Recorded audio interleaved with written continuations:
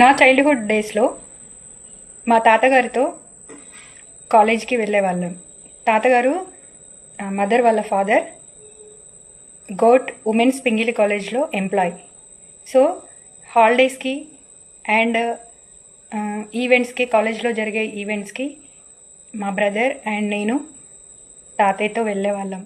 College వాతావరణం, ఆ lecturers, ఆ స్టూడెంట్స్, ఆ ఈవెంట్స్, ఆ కల్చరల్ ప్రోగ్రామ్స్ ఎట్సెట్రా ఇవన్నీ చూస్తూ పెరిగాం.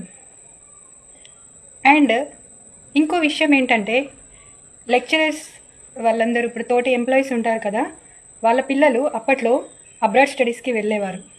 అప్పుడు మ్యాథ్స్ యూఎస్ఏ ఒకటే వినిపించేది. మా పిల్లలు, వీళ్ళ అబ్బాయి యూఎస్ఏ వెళ్ళాడు, వీళ్ళ అమ్మాయి యూఎస్ఏ వెళ్ళింది, ఇలా చెప్పేవాళ్ళు. వాళ్ళు తాతగారికి గిఫ్ట్స్ కూడా పంపించేవాళ్ళు మా కోసం.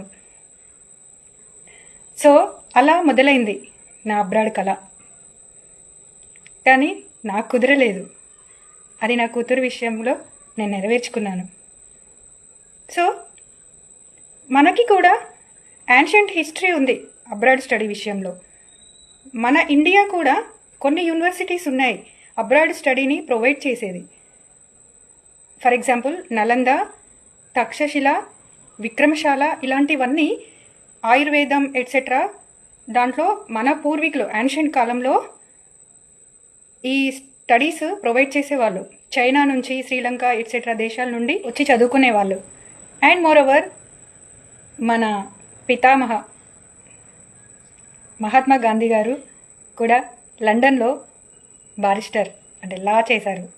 ఇంగ్లాండ్లో కూడా చదివారు. ఇలా చాలామంది గొప్ప వాళ్ళు మన దేశం నుండి విదేశాలకు వెళ్ళి చదువుకున్నారు. అప్పటి కాలంలోనే ఉంది. అబ్రాడ్ స్టడీ అంటే జస్ట్ చాయిస్ మాత్రమే కాదు, it's a life changing decision.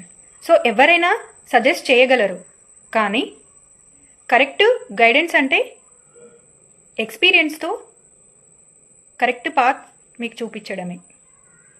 So నేను సజెస్ట్ చేయను, నేను గైడ్ చేస్తాను with clarity, care and courage. Because I believe wisdom is not just suggesting someone, it's showing them to go in a correct path. So wisdom అనేది ఎక్స్పీరియన్స్తో వచ్చేది, అది ఏజ్తోనో డిగ్రీస్తోనో వచ్చేది కాదు.